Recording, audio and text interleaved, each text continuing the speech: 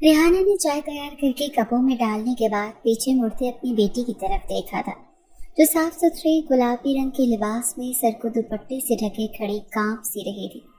उसकी हालत देखते रेहाना ने गहरी सांस भरी थी और फिर बगैर कुछ बोले वो चाय के कप वाली ट्रे उठाए सदफ की जानिब बढ़ा गई थी, जिसे देखते ही उसने माँ को देखते नफी में सर हिलाते इनकार करने की कोशिश की थी। जिद नहीं करो सदफ, जानती हो ना इनकार का हक नहीं दिया गया तुम्हें। रेहाना का लहजा कुछ सख्ती लिए हुए था, जानती थी ये वक्त अभी नरमी दिखाने का नहीं है। फिल वक्त जो मसला उन माँ बेटी को दरपेश था उससे निपटना जरूरी था। अच्छा चलो, मैं भी तुम्हारे साथ चलती हूँ। आखिर रेहाना ने उसे तसल्ली देते आगे बढ़ने का इशारा किया तो नाचार सदफ को आगे कदम बढ़ाने ही पड़े। घर के लाउंज में इस वक्त सदफ को देखने के लिए लड़के वाले आए हुए थे। सदफ की उम्र अभी सिर्फ 16 साल थी और इस उम्र में सदफ और उसकी माँ कभी भी उसकी शादी के बारे में सोच भी नहीं सकती थी। लेकिन वो जिस घर के माहौल में रह रही थी वहाँ इन दोनों माँ बेटी की कोई औकात नहीं थी, बल्कि यहाँ उन्हें सिर्फ तकलीफ देने की हर मुमकिन कोशिश की जाती। और अब रेहाना की 16 साल बेटी सदफ की इतनी जल्दी शादी भी इन्हीं कोशिशों में से एक थी। सदफ अपने लरसते वजूद के साथ अपनी माँ के हमरा लाउंज में दाखिल हुई थी। यहाँ आने वाले मेहमान के साथ सदफ की दादी, ताई और सौतेली माँ बैठी थी। रेहाना ने मेहमानों पर एक तायराना नजर डाली और चाय की ट्रे टेबल पर रखने लगी। जब उसकी सास का हुक्म हुआ कि वो पीछे हट जाए और मेहमानों को चाय सदफ देगी, जिस पर सदफ घबरा सी गई थी। जबकि रेहाना पीछे हटते सदफ को आगे आने का इशारा करती खुद एक कोने में पड़े सोफे पर जा बैठी। और उसका यहाँ बैठना इस घर की बाकी 3 खवातीन को बिल्कुल भी पसंद नहीं आया था, लेकिन वो कुछ बोली नहीं थी। मैंने सुना था कि साथ लड़का भी आने वाला है। मेहमानों में सिर्फ 2 जरूरत से ज्यादा सजी संवरी खवातीन और एक 35-40 साल की अच्छी जसामत के मर्द को बैठे देखकर रेहाना ने पूछा तो उसके सवाल पर मेहमान खवातीन शर्मिंदा सी होते हुए नजरें चुराने लगी। यही तो है लड़का, हमारा भाई असगर अली। एक खातून की आवाज पहले जरा सी लड़खड़ाई, लेकिन फिर वो फर्राटे से चलने लगी थी। जबकि उसके इंकशाफ पर सदफ तो जैसे मरने वाली हो गई थी और रेहाना ताज्जुब से अपनी सास, जेठानी और सौकन की तरफ देख रही थी। वो तीनों नफरत में इतना आगे बढ़ जाएंगे उसने कभी सोचा भी नहीं था। मर्दों की उम्र भला कौन देखता है बहन, बस थोड़ी सी तो ज्यादा है, मगर आप ये भी तो देखें ना मेरा भाई कितना कमाने वाला है।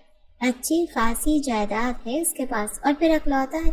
आपकी बेटी तो ऐश करेगी, ऐश। वो खातून चाय के बड़े बड़े घूंट भरती अपने भाई की खूबियां भी गिनवाने रेहाना को कायल करने की कोशिश कर रही थी। हाँ ना, आप बिल्कुल ठीक कह रहे हैं, हमें आपका भाई बहुत पसंद आया है। बाकी के मामलात मैं फोन पर आप लोगों से तय कर लूंगी। इससे पहले रेहाना कुछ बोलती उसकी जेठानी कलसूम बेगम ने झट बात को जैसे खत्म ही कर दिया था और उसकी बात पर इन खवातीन की बातें खिल सी गई थी कि आखिर कोई इतनी कम उम्र और खूबसूरत लड़की का रिश्ता जो मिलने की उम्मीद नजर आ गई थी। सदफ और उसकी माँ इर्द गिर्द का होश भुलाए एक दूसरे की तरफ देख रही थी। चेहरों पर गहरी परेशानी का बसेरा हो रहा था। अम्मी, ये क्या हो रहा है? हमने ऐसा तो नहीं सोचा था। अम्मी, मेरी पढ़ाई, मुझे भी बहुत सारा पढ़ना था, कुछ बनना था, खुद को और आपको इस गुलामी से आज़ाद करवाना था। सदफ ज़ारो कतार रोती अपनी माँ से लिपटी हुई थी। रेहाना उसके सर पर हाथ फेरते गम की तस्वीर बनी बैठी थी, आंखें जैसे पत्थर की हो चुकी थी। अम्मी, कुछ तो बोलें, मुझे किसी तरह बचा लें इस सब से, मुझे बहुत डर लग रहा है अम्मी। अब की बार सदफ अपनी माँ के हाथ जकड़ते उससे इल्तिजा करने लगी थी। उसका रोना बिलखना ऐसे नहीं था, बल्कि उसके पीछे बहुत बड़ी वजह थी, और वो ये कि उसका आज थोड़ी देर में निकाह होने वाला था उस 40 साल असगर से जिसे उसकी दादी और ताई ने उसके लिए पसंद किया था। उसकी माँ की गई मिन्नतें तरले किसी काम नहीं आई थी और वो किसी कठपुतली की तरह उनकी उंगलियों के इशारों पर नाचने पर मजबूर थी। वो दोनों माँ बेटियां न जाने कब तक अपने गम में डूबी रहती कि एक मुलाजमा दरवेशी खोल अंदर दाखिल हुई थी। उस मुलाजमा की नज़रों में भी इन 2 माँ बेटियों के लिए तरस और तरहम की आमेजिश थी। ये कुछ सामान है, बड़ी बीबी साई ने कहा है, सदफ को जल्दी से तैयार कर दो, लड़के वाले पहुंचने वाले हैं। मुलाजमा अपनी बात मुकम्मल करती चली गई थी, जबकि गुजरते वक्त का हर लम्हा इन दोनों माँ बेटी की हर उम्मीद खत्म करता जा रहा था। सामने पड़ा सुर्ख रंग का सूट सदफ को किसी किस्म की खुशी देने के बजाय शदीद दुख पहुंचने का बायस बन रहा था। ریحانہ اسے بمشکل تیار کرتی باہر لے آئی تھی۔ یہاں بس چند مہمان تھے جس کی وجہ صدف کا 18 سال سے کم ہونا تھا، اسی لیے یہ نکاح ایک طرح سے پوشیدہ طریقے سے کیا جا رہا تھا۔ صدف کو اصغر کے ساتھ بٹھانے کی تھوڑی دیر بعد ہی نکاح کی کارروائی شروع کر دی گئی تھی۔ ریحانہ دم سادے کھڑی تھی اور صدف کا وجود ہچکیوں لے لیتا کولے کھا رہا تھا، جب ہر طرف خاموشی تھی اور سوائے مولوی کے بولنے کے اور کوئی دوسری آواز نہیں تھی۔ اسی وقت کسی کے بھاری قدموں کی چاپ ابھری تو سبھی سامنے مولوی سے نظریں ہٹاتے آنے والے کی طرف متوجہ ہوئے، جو کالے شلوار قمیص پہنے، کاندھوں پر کالی چادر اوڑھے، پیروں میں پشاوری چپل پہنے، وہ ایک ایک قدم مضبوط قد و قامت کا نوجوان ہاشم خانزادہ تھا، جو کچھ کے لیے ضروری کام کی وجہ سے شہر سے باہر گیا ہوا تھا اور آج ہی اس کی واپسی ہوئی تھی۔ وہ صدف کے نکاح سے مکمل طور پر انجان تھا، اسی لیے حیرانگی سے وہ سب کے چہروں کی طرف دیکھ رہا تھا۔ یہ کیا ہو رہا ہے؟ اس کی بھاری آواز گونجی تو مولوی کے نکاح کے کلمات دہراتے لب بھی خاموش ہوئے تھے۔ کلثوم بیگم کا چہرہ چند پل کو خفیف سا ہوا، لیکن پھر وہ جلدی لبوں پر مسکراہٹ لیے اپنی بیٹی کی طرف بڑھی تھی۔ ہاشم، تم آ گئے؟ آ جاؤ بیٹا، آ جاؤ، سب سے ملو۔ میری تم سے فون پر بات ہی نہیں ہو سکی، اسی لیے تم اس سب سے انجان رہ گئے۔ دراصل آج صدف کا نکاح ہے، وہ ایک اچھا رشتہ مل گیا تھا، تو ماں جی کے ساتھ ہم سب کو یہی بہتر لگا کہ فرض جتنا جلدی ادا ہو جائے اتنا ہی اچھا ہے۔ کلثوم بیگم لمبی چوڑی تمہید باندھتی اس کے نزدیک چلی آئی تھی۔ ان کی بات پر ہاشم خانزادہ کے چہرے کی سنجیدگی کچھ اور بڑھی تھی۔ اب کی بار تو اس کی نظر سب پرانے اور نئے چہروں پر پڑی تو بہت کچھ جانچتی ہوئی تھی۔ ہاشم خانزادہ کی دادی ماں ماریہ خاتون، جو کہ بازو بلند کیے چہرے پر نرم اور شفیق مسکراہٹ لیے اپنے پوتی کی خود کے گلے لگنے کی منتظر تھی، لیکن وہ آج ان کی طرف آنے کے بجائے وہیں رک گیا، اور پھر جیسے ہی وہ بولا تو اس کے منہ سے نکلے الفاظ سنتے ماریہ خاتون کو لگا کہ ان کا دل رک جائے گا۔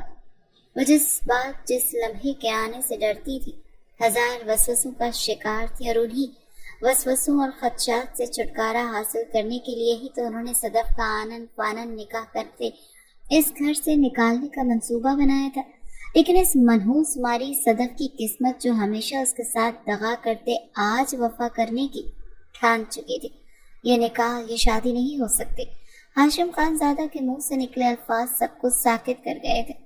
سب حیرانگی سے اس کی طرف متوجہ ہوئے تھے، جبکہ ماریہ خاتون، کلثوم بیگم اور صدف کی سوتیلی ماں عذرا کا چہرہ فق پڑنے لگا تھا۔ دل کسی انہونی کے خیال سے دھڑکنے لگا تھا۔ کیوں بیٹا، ایسا کیوں کہہ رہے ہو؟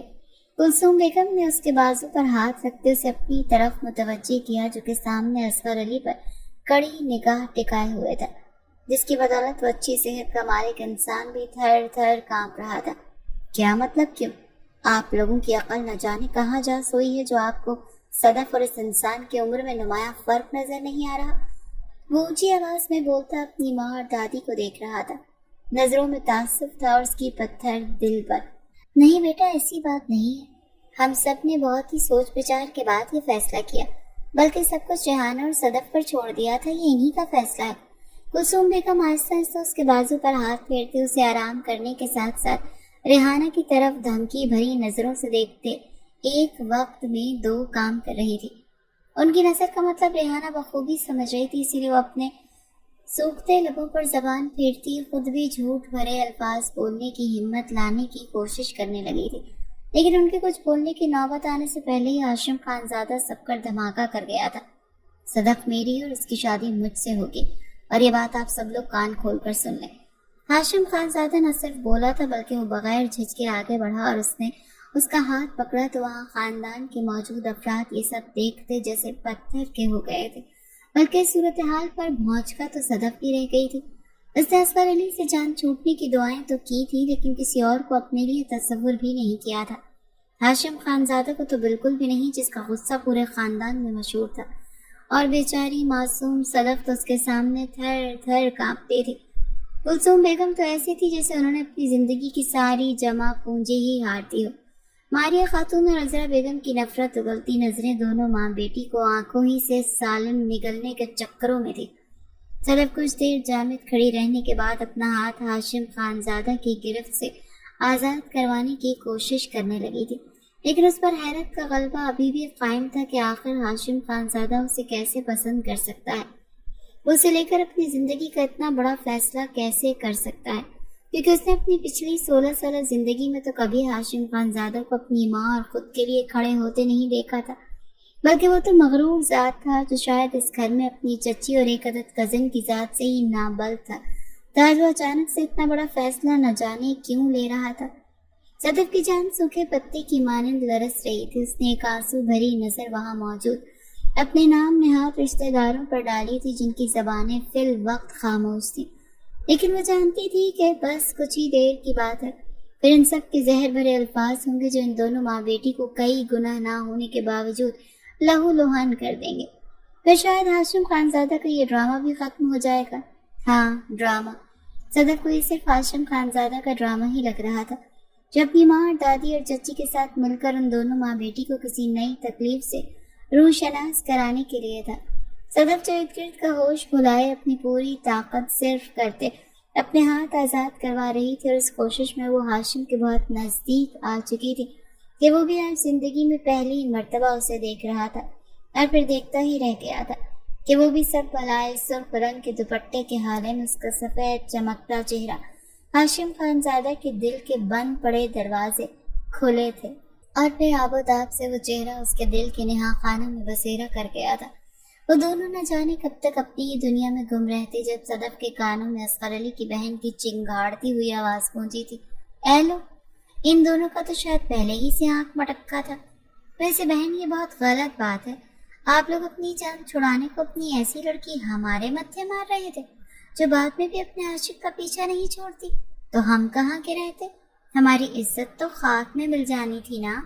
آپ لوگ اپنے بکھیڑے آپس میں نمٹائیں، اور اچھا ہی ہے ان دونوں کی شادی کر دیں اس سے پہلے کہ یہ دونوں گناہ کی طرف جائیں۔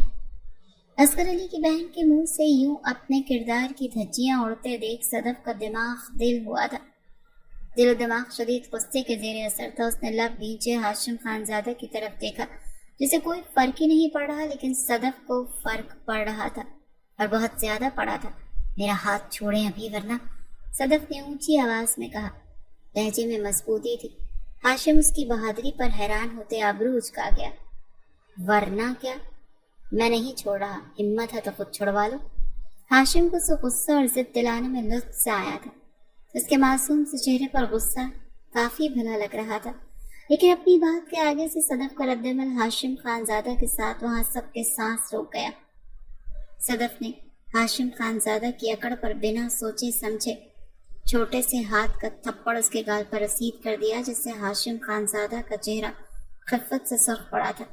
اس نے شعلہ اگلتی نظروں سے صدف کی طرف دیکھا تو اب کی بار صدف کا دل خوف سے دھڑکا تھا۔ اس میں نہ جانے اتنی ہمت کہاں سے آئی تھی جو سامنے کھڑے انسان کو تھپڑ مار بیٹھی تھی۔ شاید اپنی پاک شفاف کردار پر اٹھی انگلی اس سے برداشت نہیں ہوئی تھی۔ تمہاری اتنی ہمت، تمہیں اس کی بڑی قیمت چکانی پڑے گی۔ ہاشم خانزادہ اب کی بار اس کے ہاتھ پر اپنی گرفت مزید مضبوط کرتا اسے ایک طرف کھینچتے لے جانے لگا تو صدف کے منہ سے چیخیں بلند ہوئی تھی۔ اتنی دیر سے خاموش ہاشم خانزادہ کے بابا حیدر خانزادہ جلدی سے آگے بڑھے تھے۔ ہاشم، یہ کیا حرکت ہے؟ چھوڑو اس کا ہاتھ، تم اسے اس طرح کہیں نہیں لے جا سکتے۔ انہوں نے آگے بڑھتے ہاشم کے ہاتھ پر ہاتھ رکھتے سختی سے کہتے صدف کا ہاتھ آزاد کروایا، تب وہ ہچکیاں بھرتی جلدی سے حیدر خان کے پیچھے چھپی تھی۔ اے لڑکی، تمہاری ہمت کیسے ہوئی میرے بیٹے پر ہاتھ اٹھانے کی؟ کلثوم بیگم ایک چیل کی مانند صدف پر جھپٹی، اور کسی کے کچھ سوچنے سے پہلے ہی وہ اپنے ہاتھ کا زوردار تھپڑ اس کے نازک گال پر جڑ چکی تھی، جس سے صدف کی چیخ بلند ہوئی تھی۔ وہاں کھڑے سب مہمان کوفت سے یہ تماشا دیکھ رہے تھے۔ کسی نے آگے بڑھ کر صدف کو بچانے کی کوشش نہیں کی تھی، لیکن ریحانہ تڑپتے ہوئے آگے جاتے صدف کو کلثوم بیگم کے شکنجے سے نکالتی خود سے لگا گئی تھی۔ صدف اپنی ماں سے لپٹتے دھاڑے مار کر رونے لگی تھی۔ اس کی ذات کو ہر لمحہ دو کوڑی کا ثابت کیا جا رہا تھا۔ آج شدت سے اسے کسی ایسے اپنے کی کمی محسوس ہوئی تھی جو اس کے لیے سب کے سامنے ڈٹ کر کھڑا ہو جاتا۔ کلثوم، ہٹ کرتی ہو تم بھی؟ حیدر خان اس صورتحال پر جھنجھلا سے گئے تھے۔ کیا میں بھی خان، کیا میں بھی؟ جب بات اس لڑکی پر آئی تو آپ جھٹ بھاگے چلے آئے، اور جب اس نے میرے بیٹے کو تھپڑ مارا تو آپ کی زبان سے اف تک نہ نکلا؟ کلثوم بیگم اونچی آواز میں چلائی تھی۔ حیدر خان سر نفی میں ہلا کر رہ گئے تھے۔ وہ پہلے کے معاملے میں اس لیے آگے نہیں بڑھے تھے کیونکہ وہ بھی چاہتے تھے کہ ہاشم خانزادہ اور صدف ایک ہو جائیں۔ انہوں نے پہلے کوشش کی تھی لیکن کلثوم بیگم نے انہیں وہیں چپ کروا دیا تھا، اور اب ہاشم خانزادہ کو خود سارا معاملہ سنبھالتے دیکھ وہ دل میں مطمئن سے ہونے لگے تھے کہ سب کچھ پھر بگڑتا نظر آ رہا تھا۔ صدف اس وقت اپنے کمرے میں بیٹھی کسی غیر مرئی نقطے پر نگاہیں ٹکائے چہرہ آنسوں سے پاک تھا کہ جو کچھ ہو چکا اس پر حیرانگی اتنی تھی کہ اسے سمجھ نہیں آ رہا تھا کہ وہ روئے یا پھر اصغر علی سے جان چھوٹنے پر خوش ہو۔ ریحانہ بھی اس کے پاس خاموشی سے بیٹھی اس کا چہرہ تک رہی تھی جو کسی بھی قسم کے احساس سے دور تھا۔ صدف، تمہیں ہاشم کو تھپڑ نہیں مارنا چاہیے تھا بیٹا۔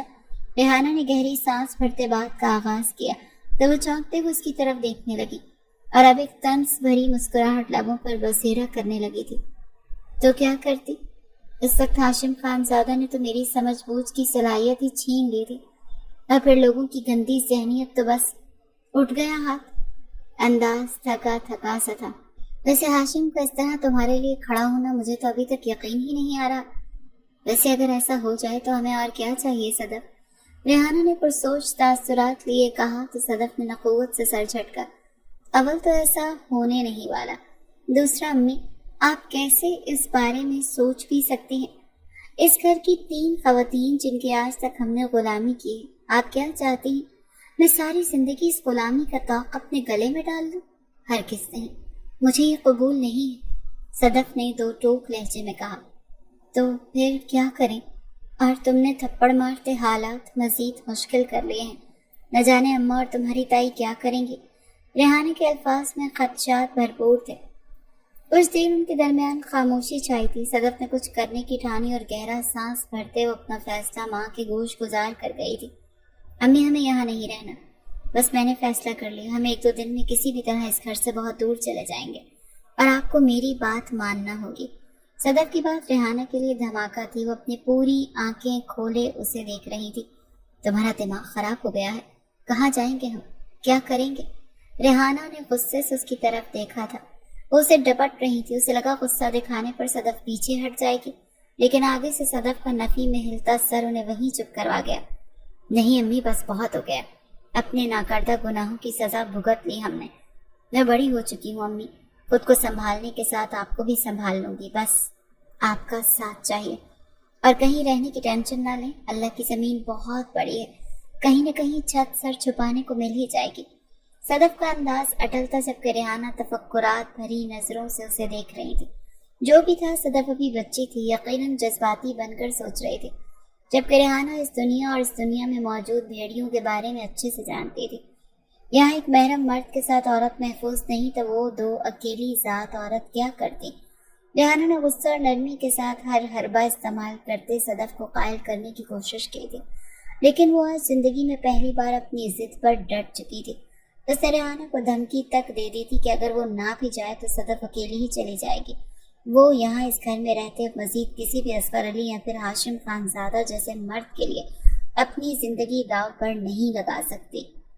اسے کچھ بننا تھا، کچھ حاصل کرنا تھا تاکہ پھر ایک دن وہ ان ظالموں کو منہ توڑ جواب دے سکے۔ اس کے خواب بلند تھے اور ان کی تعبیر اسے خود ہی تلاشنی تھی۔ صدف سفید لباس پہنے دوپٹے کو نماز اسٹائل میں سر پر اوڑے تیز رفتاری سے سیڑھیاں اتری تھی جب اس کا تصادم ہاشم خانزادہ سے ہوتے ہوتے بچا تھا۔ وہ نیچے سے اوپر کی طرف جا رہا تھا اور اب دونوں ایک دوسرے کے مقابل کھڑے تھے۔ صدف کی نظر بے اختیار اس کے اس گال کی طرف اٹھی تھی۔ یہاں کل اس نے تھپڑ مارا تھا جس پر اسے ہاشم کے چوڑے وجود کے سامنے خود کو چیونٹی تصور کرتے دل گھبرایا تھا کہ وہ بدلہ لینے پر آ گیا تو کل بھی تایا جان نے اسے اس سڑیل انسان سے بچایا تھا۔ ہاشم اس پر نظر رکھے جیسے اس کے چہرے کے بدلتے تاثرات سے اس کے اندر کے احوالات پڑھنے کی کوشش کر رہا تھا۔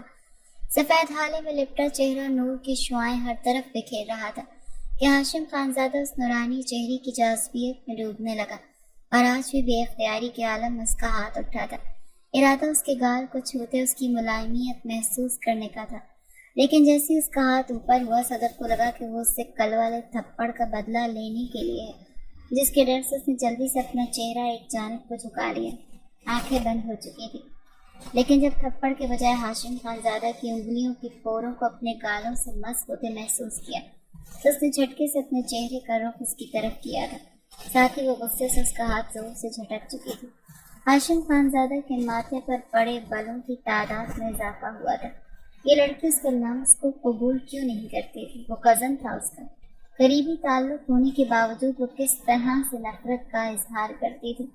میں آپ کی زرخرید قرآن نہیں ہوں جو آپ جب چاہیں مجھے اس طرح چھو سکیں، سمجھے؟ ہٹے آگے سے۔ آج بھی وہ پل میں نڈر بنتی ہاشم خانزادہ کی انا کو ٹھیس پہنچاتی ایک سائڈ سے ہو کر آگے بڑھنے لگی تھی کہ اس کی کلائی ہاشم خانزادہ کے ہاتھ میں قید ہو گئی۔ صدف کا دل خوف اور گھبراہٹ سے حلق میں آیا تھا۔ صدف نے اپنے بچاؤ کے لیے ارد گرد کسی کو تلاشنا اور پھر اچانک سے کلثوم بیگم وہاں آن وارد ہوئی اور آج پھر دونوں کو ایک ساتھ دیکھتے وہ بھڑکتی آگ میں جا گئی تھی۔ ہاشم، چھوڑو اس لڑکی کو۔ وہ وہیں نیچے کھڑی غرائیں تو ہاشم نہ چاہتے ہوئے بھی آہستگی سے اس کی کلائی آزاد کر گیا۔ صدف جان چھوٹنے پر جلدی سے سیڑھیاں اترتے آگے بڑھی تھی کہ پیچھے کھڑی کلثوم بیگم کی پاٹدار آواز پر اس کے قدم رکے۔ اے چڑیل لڑکی، میرے بیٹے کا پیچھا چھوڑ دو نہیں تو۔ کلثوم بیگم نفرت سے گویا ہوئی تھی۔ ہاشم خانزادہ کے قدم اپنے کمرے کی طرف جانے کے بجائے وہیں ریلنگ کے پاس رکے تھے۔ وہ نہ چاہتے ہوئے بھی پلٹتے ان کی طرف متوجہ ہوا تھا۔ ہاں ہوں میں چڑیل، اور میں نے ایسا جادو کیا ہے آپ کے بیٹے پر کہ آپ اسے میرے شر سے کسی بھی صورت اب بچا نہیں سکتی۔ کر لیں جو کرنا ہے۔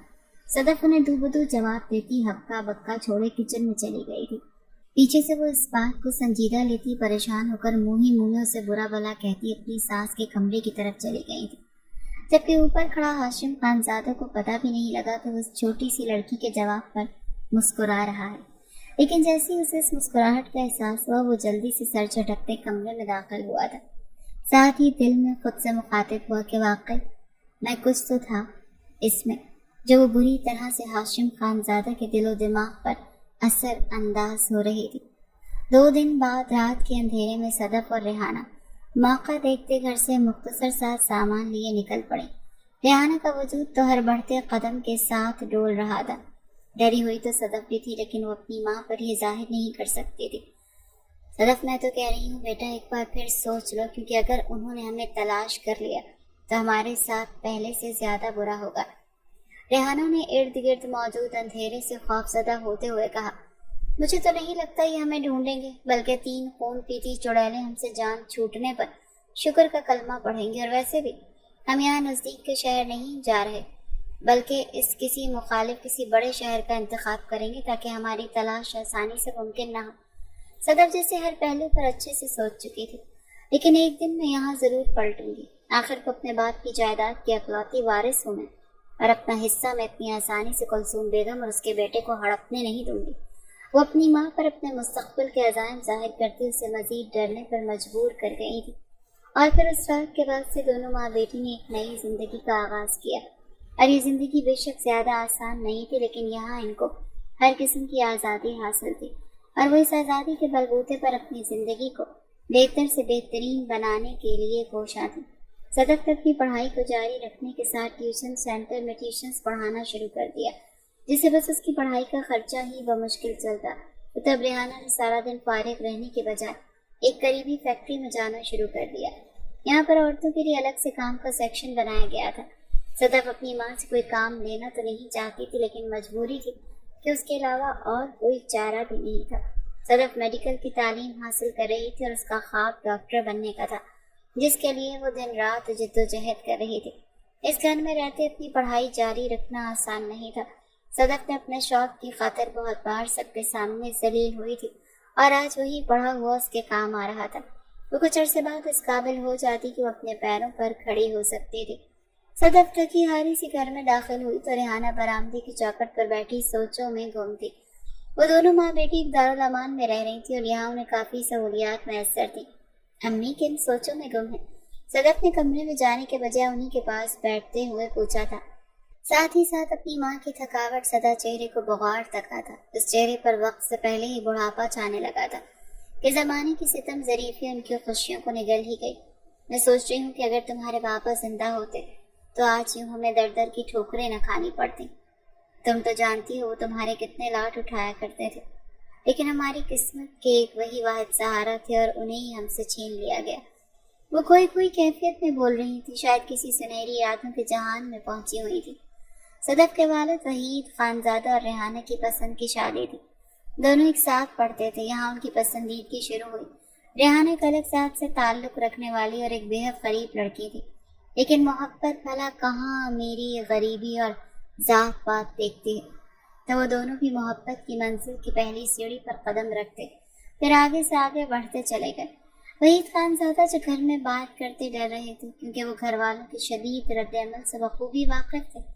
ان کے باپ سکندر خان بہت سخت مزاج کے تھے کہ وحید کبھی ان سے بات کرنے کا حوصلہ ہی نہ کر سکے، اور وہ چپ چاپ اپنی ماں اور باپ کی پسند پر راضی ہوتے اپنے بڑے بھائی کی سالی سے شادی کرتے اسے گھر لے آئے تھے۔ ان کی بھابھی اور بیوی ان کے ماموزاد بھی تھی۔ ان کی اس شادی سے ریحانہ بالکل انجان تھی کہ وحید ان کا دل توڑنے سے بھی گھبراتے تھے۔ پہلے انہوں نے ریحانہ سے رابطہ کم کرنے کی کوشش کی تھی۔ ایک دن ریحانہ نے روتے بلکتے نے بلایا تو وہ دل کے ہاتھوں مجبور ان کے پاس جا پہنچے۔ ریحانہ کی ماں کی حالت بہت خراب تھی، وہ ہاسپٹل میں داخل تھی۔ ریحانہ نے سہارے کے لیے وحید کو بلایا تھا۔ ریحانہ کی ماں اپنی آخری سانسیں گن رہی تھی، لیکن اپنی بیٹی کے اکیلے رہ جانے کے خیال سے وہ تڑپ رہی تھی، اور تب انہوں نے وحید کے آگے ہاتھ جوڑتے ریحانہ کو اپنے نکاح میں لینے کا کہا تھا۔ ایک بیمار ماں کو وحید انکار نہیں کر سکا اور ریحانہ کو اپنی زندگی میں شامل کر گیا، اور اس کے ساتھ ہی ریحانہ کی ماں چل بسی۔ وحید ریحانہ کو گھر لے جانے کے بجائے کرائے کے مکان میں لے آیا، اور پھر وہ کشتیوں کا سوار بنتے زندگی گزارنے لگا۔ اس دوران ریحانہ کے ہاں صدف کی پیدائش ہو گئی، جبکہ وحید کی پہلی بیوی ابھی تک اولاد کی رحمت سے محروم تھی۔ کچھ عرصے بعد وحید کے باپ کا انتقال ہوا تو خود کو مضبوط بناتے ریحانہ کو گھر ہی لے آیا۔ تو اسے لگا تھا کہ اس کی پہلی بیوی اور ماں اس کی اولاد دیکھیں گی تو اسے معاف کر دیں گی، لیکن وہ دونوں کافی پتھر دل ثابت ہوئی تھی۔ لیکن جیسے تیسے وحید اور ریحانہ نے ان کے دلوں میں جگہ بنانے کی کوشش شروع کر دی تھی۔ گھر میں کسی کا بھی سلوک ریحانہ اور صدف کے ساتھ اچھا نہیں تھا، لیکن وحید کے سامنے کوئی بھی منہ پر انہیں کچھ بھی نہیں کہتا تھا۔ اگر کوئی بات ہو بھی جاتی تو وحید انہیں صبر کی تلقین کرتے تھے کہ جو بھی ہے وہ اور ان کی بیٹی اپنوں میں ہے۔ زندگی زیادہ اچھی تو نہیں، بری بھی نہیں تھی۔ وہ دونوں اچھی امید کے سہارے ایک ساتھ خوش تھے کہ ان کی خوشی کو کسی حاسد کی نظر کھا گئی، اور وحید جو ایک دن گھر سے گئے تو پھر زندہ لوٹ کر نہ آ سکے۔ وہ ریحانہ اور اپنی بیٹی کو بالکل ہی بے آسرا چھوڑ گئے تھے۔ وحید کی موت کے ساتھ ہی ریحانہ اور صدف کی زندگی بدتر سے بدتر ہوتی چلی گئی تھی۔ ریحانہ کو ملازمہ بنا دیا گیا، اور وہ بھی اپنی بیٹی کی خاطر زبان بند کرتے ان کا ہر ظلم برداشت کرنے لگی۔ لیکن ایک صرف اپنی بیٹی کو پڑھانے کے لیے اس نے سب کی منتیں ترلے کرتے اسے اسکول بھیجنا شروع کر دیا تھا، اور یہ احسان اس پر نہ جانے کتنی بار جتلایا جاتا تھا۔ صدف اور ریحانہ کو گھر چھوڑے پورے 6 سال ہو چکے تھے، اور ان سالوں میں صدف نے وہ سب حاصل کر لیا جس کا خواب سجائے وہ گھر سے نکلی تھی۔ ان گزرے وقت میں یہاں صدف کی خوبصورتی مزید نکھرتی اسے خوبصورت دوشیزہ بنا گئی تھی۔ وہیں ریحانہ کے بالوں میں سفیدی بال جھانکنے لگے تھے، لیکن اب اس کے چہرے پر ایک وقار اور ایک اطمینان نظر آتا تھا۔ امی آپ بالکل ٹینشن لیں، عامر بس آنے والا ہے، وہ گھر کا ضروری سامان پیک کروانے میں مدد کر دے گا۔ صدف اپنے کان سے سیل فون ہٹاتے ریحانہ سے مخاطب ہوئی۔ عامر وہ انسان تھا جو یہاں آنے کے کچھ عرصے بعد بہت جلد اس کے قریب ہوتا چلا گیا، جو ان کے درمیان ایک اندیکھا سا تعلق بن چکا تھا۔ آج صدف ریحانہ کے ساتھ اپنے شہر واپس جا رہی تھی۔ یہاں اس نے اپنی زندگی کے 16 سال گزارے تھے۔ وہ ڈاکٹر بن چکی تھی، لیکن اس نے اپنی ڈیوٹی اپنے شہر جا کر ہی شروع کرنی تھی، اور پچھلے کچھ حساب کتاب بھی تو چکانے تھے۔ کیا یار، میں کیسے رہوں گا تمہارے بغیر؟ بس اڈے پر کھڑے عامر نے اداسی سے کہا تھا، جیسے پہلے رہتے تھے، اور پلیز لڑکیوں کی طرح رونا دھونا کم کرو، اور میرا شہر زیادہ دور نہیں ہے، جب چاہے آ جانا۔ صدف نے اسے باتیں سناتے مشورہ بھی دیا تھا۔ اپنے شہر میں آتے ہی صدف کو لگا جیسے اس کی ساری محنت کا پھل اسے مل گیا ہو۔ اس نے نئے جوش کے ساتھ پہلے رہنے کے لیے ایک اچھی جگہ تلاشی تھی، اور پھر اپنی نوکری کے لیے کوشش کی تو جلدی اسے ایک بڑے سرکاری اسپتال میں جاب مل گئی تھی۔ ان سب سے فارغ ہوتے اس نے اپنے باپ کی جائیداد حاصل کرنے کے لیے عدالتی نوٹس بھجوا دیے تھے، اور نوٹس اس وقت ہاشم خانزادہ کے ہاتھ میں تھے، جن کو کھول کر وہ ایک بار پھر پڑھنے کے بعد ان سے نظریں ہٹانا بھول گیا تھا۔ سب گھر والے اس کے ارد گرد ہی موجود تھے۔ بیٹا، کیا ہے یہ؟ حیدر خان نے تجسس سے پوچھا تو وہ بری طرح چونکا، کیونکہ وہ تو ان کاغذات کو بھیجنے والی کے خیالوں میں کھو سا گیا تھا کہ واقعی وہ لڑکی کچھ سال پہلے ایسا سحر اس پر پھونک کر گئی تھی کہ اس کے دائرے سے باہر نکل ہی نہیں سکا تھا۔ اس نے اب تک شادی نہیں کی تھی، کیونکہ وہ دل و دماغ میں پوری طرح صدف کو بسا چکا تھا، تو اپنی زندگی میں بھی اسے ہی بسانا چاہتا تھا، جبکہ گھر والے اس کے خیالات سے ہی انجان تھے۔ بابا ہی صدف خان کی طرف سے اپنے باپ کا حصہ لینے کے کاغذات ہیں۔ हाशिम खान ज़ादा ने वो पेपर सैदर खान की तरफ बढ़ा दिए, जबकि बाकी सबको तो जैसे सांप सूख गया था। क्या क्या ये मेरे वहीद की बेटी सदफ ने भेजा है? तुम सच कह रहे हो? हाशिम, ऐसा है तो मुझे उसके पास ले चलो बेटा, मुझे उससे माफ़ी मांगनी है। मेरा बेटा रोज़ मेरे ख्वाब में आता है लेकिन मुंह मोड़े रखता है, नाराज़ है वो मुझसे। इन गुजरे 6 सालों में मारिया खातून मजीद बुढ़ापे में पहुंच चुकी थी और अब उनकी अकड़ भी टूट चुकी थी, जबकि कुलसूम बेगम और उनकी बहन नजरा आज भी नफरत के उसी मकाम पर थी। अब भी उनके चेहरे पर नागवारी फैलती चली गई थी। आय हाय, पता नहीं कहाँ कहाँ मुंह मारते उसे अब अपने बाप की जायदाद का याद आ गया। कुलसूम बेगम नफरत से गोया हुई थी। इससे पहले कि कोई कुछ बोलता, मारिया खातून की तबीयत एकदम से बिगड़ने लगी तो सबको उनकी तरफ मुतवज्जे होना पड़ा। उन पर बेहोशी तारी होती देख हाशिम उन्हें बाहों में भरे जल्दी से गाड़ी की तरफ भागा, तो हैदर खान के साथ कुलसूम बेगम और अजरा भी दूसरी गाड़ी में उनके पीछे चली आई थी। हॉस्पिटल पहुंचती ही मारिया खातून को आईसीयू में ले जाया गया था। यहाँ अब बस सीनियर डॉक्टर के आने का इंतजार था। घर वाले सब वहीं मौजूद थे। वहीं सदफ एक नर्स के साथ अपने कमरे से निकलती इस तरफ आने लगी। उसके साथ चलती नर्स उसे तेजी से मरीजा की हालत के बारे में आगाह कर रही थी, जब सदफ के पांव अचानक से रुके थे। वो जो आईसीयू में दाखिल होने वाली थी, लेकिन बाहर खड़े अफराद पर नजर पड़ते ही कुछ देर के लिए साकित हुई और एक बहुत बड़ा झटका तो वहां मौजूद बाकी सब अफराद को भी लगा था। वो सब आंखें फाड़े सदफ को और उसके हुलिये को देखते हैरान खड़े थे। मैम जल्दी आए, आईसीयू निकलती एक नर्स ने पुकारा तो सदफ सर झटकती जल्दी से सबकी नजरों से ओझल हुई थी। हैदर खान और हाशिम खान ज़्यादा तो कुछ देर के बाद नॉर्मल हो गए थे, लेकिन कुलसूम बेगम और अजरा को तो सदफ का यहाँ होना हजम ही नहीं हो रहा था। काफी देर बाद जैसे ही सदफ बाहर आई तो हैदर खान और हाशिम जल्दी से उसकी तरफ बढ़े थे, लेकिन सदफ सिर्फ एक डॉक्टर की तरह उन्हें मारिया खातून की हालत से आगाह करती वहां से चली गई थी। हाशिम ने दूर जाती सदफ की पुश्त को तीखी नजरों से तका था कि वह छोटी सी लड़की अब की बार मजीद खूबसूरत होने के साथ एक गुरूर लेकर भी वापस लौटी थी। हाशिम खानजादा को अपनी पसंद, अपनी मोहब्बत पर फख्र महसूस हुआ था। मारिया खातून को हॉस्पिटल में आज दूसरा दिन था और उनकी तबीयत कुछ बेहतर थी, जिसकी वजह से शायद उन्हें आज छुट्टी मिल जाती। सदफ को उनका मुकम्मल चेकअप करते अपने कमरे की तरफ जा रही थी जब हाशिम खानजादा भी उसके पीछे ही कमरे में दाखिल हुआ था। ये आप कैसे बगैर इजाजत मेरे कमरे में आ रहे हैं? जाएं यहाँ से। सदफ ने गुस्से से दरवाजे की तरफ इशारा किया था, लेकिन हाशिम खानजादा ढिठाई से उसके वजूद को मोहब्बत भरी नजरों से निहारते सदफ को झुंझलाने पर मजबूर कर गया था। ये क्या बदतमीजी है मिस्टर, मैं कह रही हूँ निकलें कमरे से, सदफ चिल्लाई थी। ये कहाँ बदतमीजी है डियर? बदतमीजी तो वो थी जो तुमने 6 साल पहले की थी।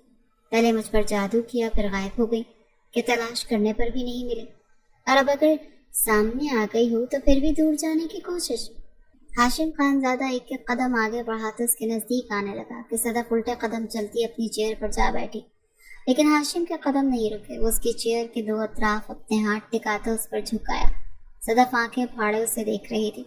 कुछ कहने को उसके लब लर्जे थे कि हाशिम मजीद उस पर झुका तो वो लब भींच गई। अगर आज वो फिर से उसे छूता तो सदफ ने उसे थप्पड़ मारने का पक्का इरादा कर लिया था। बेफिक्र रहो, आज तुम्हें नहीं छूऊंगा, बल्कि तब तक नहीं जब तक तुम्हारा महरम नहीं बन जाता, और बहुत जल्द मैं तुम्हें अपने नाम के साथ जोड़ते अपनी जिंदगी में शामिल कर लूंगा। वो भारी लेकिन धीमी आवाज में बोलता सदफ को अपने अल्फाज से कुछ हैरान कर गया था। सदफ ने उसके सीने पर दोनों हाथ जमाते उसे पीछे की तरफ धकेलने की कोशिश की तो वो शराफत से उसके सामने से हट गया था। आप पागल हो चुके हैं, जो कुछ भी बोले जा रहे हैं, सदफ ने बोलते हुए बगौर उसका जायजा लिया था। दिल जिस बात की तरफ इशारा कर रहा था, क्या वो सच थी? पागल नहीं हूँ, हाँ, मगर तुम्हारी मोहब्बत में गिरफ्तार हूँ, इसीलिए तो अब तक तुम्हारा इंतजार किया है। हाशिम खानजादा वाज़े लफ्जों में बोला तो सदफ के मुंह पर कफल लगा था। दिलो दिमाग में जंग सी चढ़ी थी कि कुछ साल पहले उसे वो सब हाशिम का ड्रामा लगा, तो क्या वो तब से उससे मोहब्बत कर रहा था? मोहब्बत?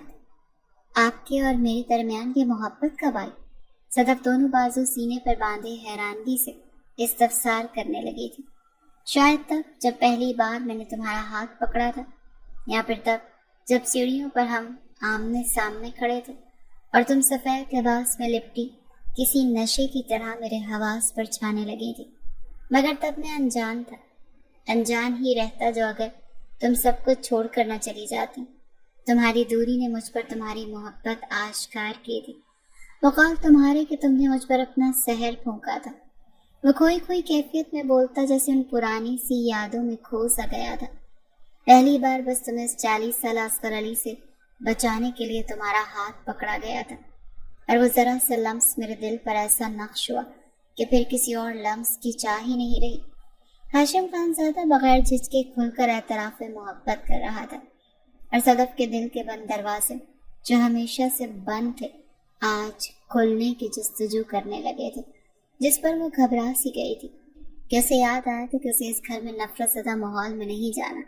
आप सदफ ने कुछ बोलने के लिए लबवाक यही थे कि कोई खटाक से दरवाज़ा खोलता कमरे में चला आया था। सरप्राइज! आने वाला आमिर था, जो इर्द गिर्द देखे बगैर दोनों बाजू हुआ करते खुशी से चिल्लाया था। इस शख्स का बेधड़क कमरे में आना और अब सदफ से उसकी बेतकल्लुफी का अंदाज देखते हाशिम खानज़ादा का चेहरा गुस्से से सुर्ख पड़ने लगा था। सदफ ने बहुत उसके सख्त होते तेवर देखे थे और फिर खुश दिली से हंसती हुई आगे बढ़ती आमिर के दोनों बाजों को नीचे झटक गई थी। तुम यहाँ? खैरियत? अभी कुछ दिन पहले तो मैं आई हूँ, सदफ ने मुस्कुराते लहजे में पूछा था।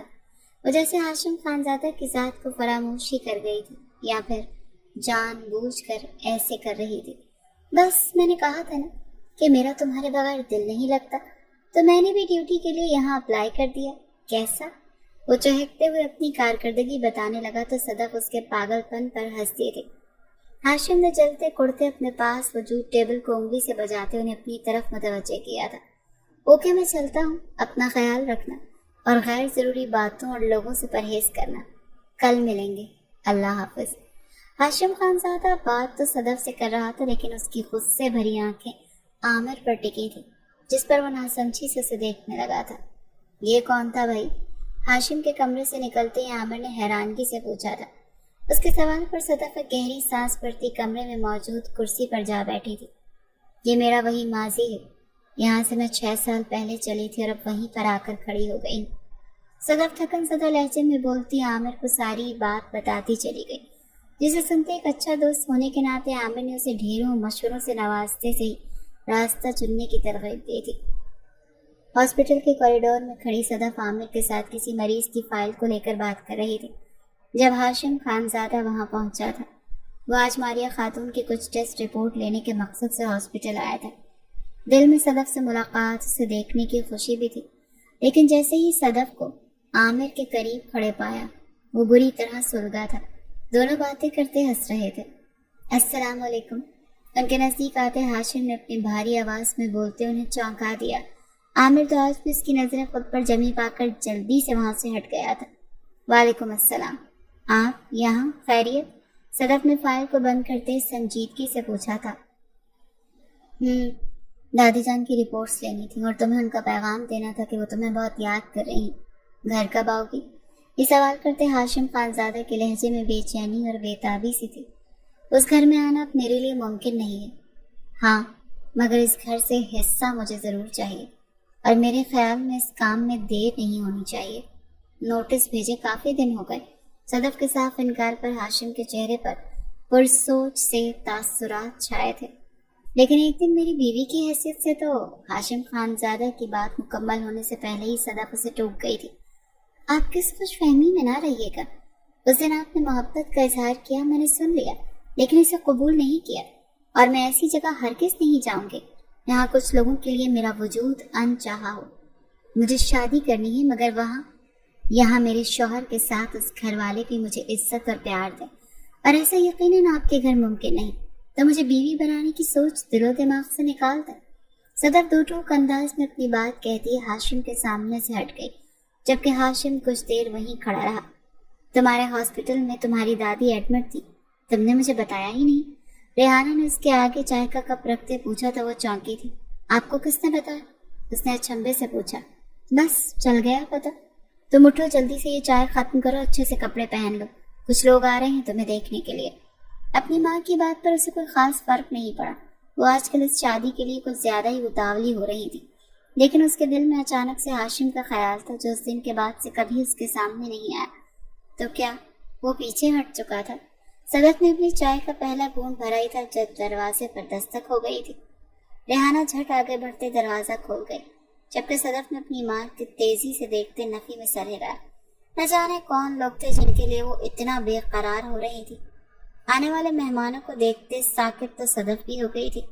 ہاشم خانزادہ اپنے گھر کے سب افراد کے ساتھ صدف کے گھر میں موجود تھا اور سب کے چہروں پر کھلی مسکراہٹ صدف کو شدید حیرانگی سے دوچار کر رہی تھی۔ کلثوم بیگم اور عذرا بیگم کی تو آج کایا ہی پلٹ چکی تھی۔ لگ ہی نہیں رہا تھا کہ وہ دونوں ان کی دشمن رہی ہیں۔ آنے کے تھوڑی دیر کے بعد ہی حیدر خان نے ایک فائل صدف کی طرف بڑھا دی جس میں اس کے حصے کی جائیداد کے سارے پیپرز تھے۔ صدف نے گمسم سی حالت میں وہ فائل پکڑی ہی تھی کہ کلثوم بیگم مسکراتے چہرے کے ساتھ ریحانہ سے صدف کو ہاشم کے لیے مانگنے لگے۔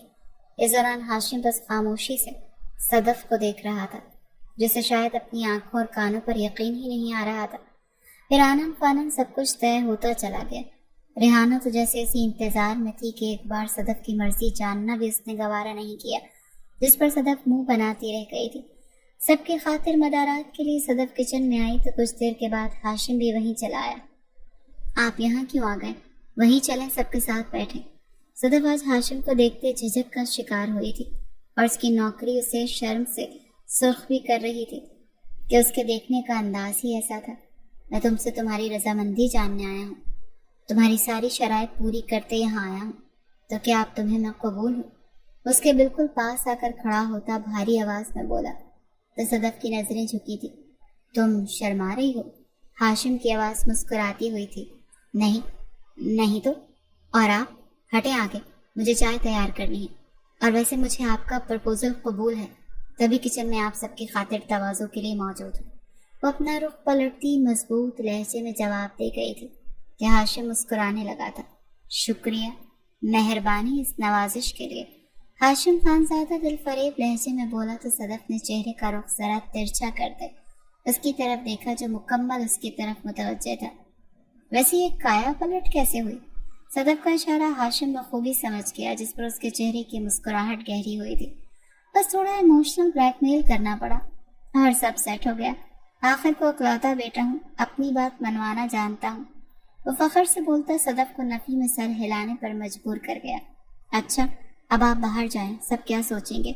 سب کی موجودگی میں ہاشم کا یوں بے دھڑک یہاں کھڑے ہونا اسے خفت سے دوچار کر رہا تھا، اور پھر وہ لرزتے ہاتھوں سے کام بھی نہیں کر پا رہی تھی۔ اچھا، ابھی تو میں جا رہا ہوں، لیکن باہر جا کر تمہیں جلد از جلد حاصل کرنے کی اجازت لینے لگا ہوں کہ اب تمہیں مکمل پا لینے کے لیے میں بہت بےتاب ہوں۔ وہ بے باکی سے بولتا صدف کو بوکھلاتے ہوئے کچن میں چلا گیا۔ صدف کے چہرے پر شرمیلی سی مسکراہٹ پھیلی تھی کہ آج وہ اپنی محنت اور صبر سے سب کچھ حاصل کر چکی تھی۔